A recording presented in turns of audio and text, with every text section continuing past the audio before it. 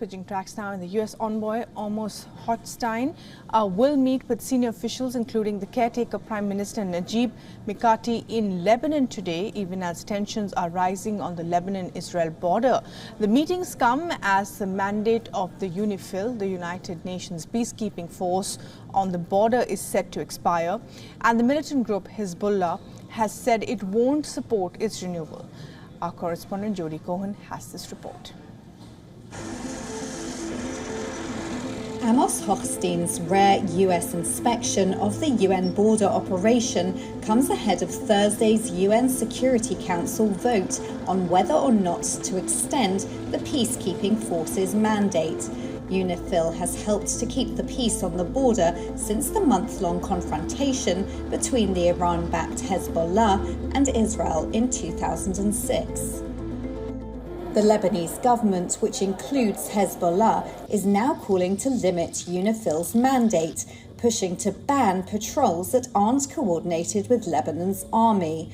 On Monday, Hezbollah chief Hassan Nasrallah gave a televised speech in which he said, "In the south, the people will not allow use of weapons, and there is no intention to use them. The people of the south will not allow the mandate to be applied despite the refusal of the Lebanese government.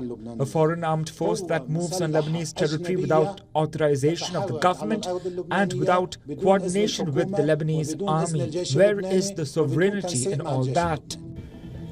A foreign armed force that moves on Lebanese territory without authorization of the government and Lebanese army, without coordination with the Lebanese army. Where is the sovereignty in all that? However, Israel opposes Hezbollah's demand, believing that the UN peacekeeping force's mandate should be extended and even strengthened. That's because currently UNIFIL is not permitted to conduct patrols on private land. Israel wants this clause removed because it says Lebanon has converted territory near the border into private land to limit the UN's capacities there. Defence Minister Yoav Gallant discussed this with UN Secretary-General Antonio Guterres on Monday.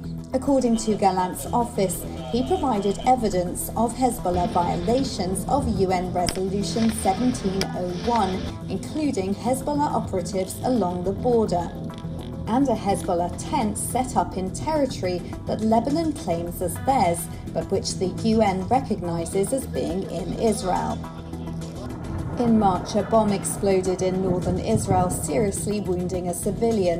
The Israel Defense Forces attributed the bomb to Hezbollah, and Gallant told Guterres that his country will act as required to defend its citizens. Despite Hochstein negotiating an agreement last year between Lebanon and Israel on natural gas drilling in the Mediterranean Sea, tensions have escalated in recent months on their shared land border. The Biden administration has reportedly stepped up efforts to try to prevent an outbreak of hostilities between Hezbollah and Israel. Last year, the mandate of the UN's peacekeeping force on the border was extended, and it remains to be seen whether the UN Security Council will extend the mandate once again. This is Jody Cohen for WION World is One.